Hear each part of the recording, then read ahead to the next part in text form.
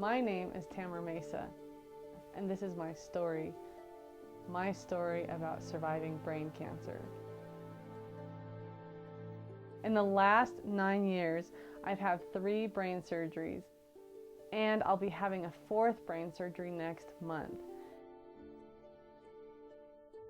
In May 2002, I was having some health situations. I was like sick every single week, and I was going to the doctor a lot. So I ended up going to the emergency room twice. And each time I would go to the doctor or the emergency room, they'd tell me weird things that I had. Mono, adult onset asthma, just all these crazy things. So we finally go to the emergency room the second time, and they said, oh yeah, thyroid, a little pill, and it'll be fixed for your whole life. And David, my husband, was adamant. He wanted to make sure that they checked my brain, and he had a little heated discussion. He was like, you have to check your brain, and they didn't want to, because they said they already found what was wrong. It was the thyroid, they said. And they finally did, and they found a brain tumor the size of a large lemon that was a grade 3 malignant tumor. It was large enough that they required emergency brain surgery the very next day.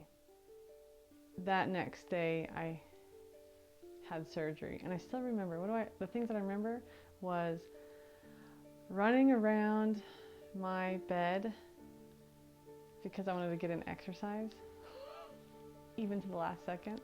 And they put me into the bed, and they were pushing me through the doors to go and have surgery. And I was like, can I just please walk to the room? And they said, no, they wouldn't even allow me to walk to my room. So I was like, and I jumped out of bed and I ran around the bed one last time to get my exercise in.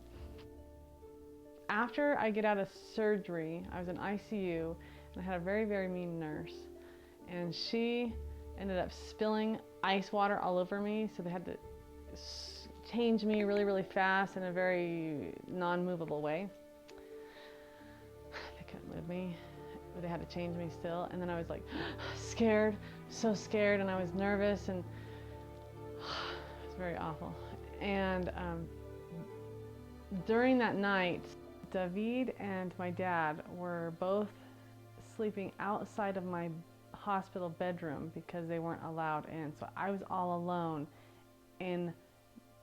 while I was sleeping in the hospital because they wouldn't let me get visitors at nighttime. So they were out in the waiting room. So in the middle of the night, they come in. We're so sorry, but we have to switch you. There was an accident, and we have to change you out of ICU, which I still needed to be in ICU, but they wouldn't let me be there because somebody else had to take my place. So they switched me, and just knowing that my family wasn't outside of the room made a whole big difference. So they switched me to a room, and on the way, before I got into the room, they gave me a couple of packages of earplugs, and they said, we're so sorry. This is the last room in the whole hospital that's empty, and your roommate is sort of loud. Well, I get in there, and my roommate was screaming and yelling and in pain and in maybe craziness. I don't know, just the whole night long. So I put the earplugs in, and I could obviously still hear her because my sense of hearing was heightened after my surgery. To add to that screaming, I started twitching. My body was twitching all night long, shaking, twitching, trembling the whole night long, that I was so scared that I didn't know if I was dying or not. I thought I was dying, actually. And the nurse came in, and I asked her, I was like, please tell me what's going on. She's like, I don't know what's going on, but the doctor will tell you when he comes. What time does he come? Between 6 and 8 in the morning.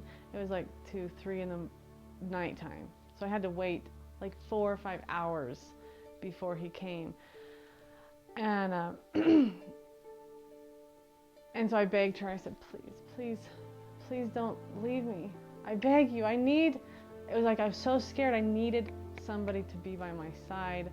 And even the nurse said, I'm so sorry, honey, but I've got a whole entire hospital full of people just like you. I have to go do my job. And she left. So I was back with my screaming, yelling roommates while I'm twitching the whole time. And so I was all alone thinking that I was dying, and it was a very scary experience. And that was when I started to pray a lot. I prayed the whole entire night time. And that was when I felt Jesus Christ is the one who, he understands me. He's the only one that understands me. When nobody else is around or understands us, he is.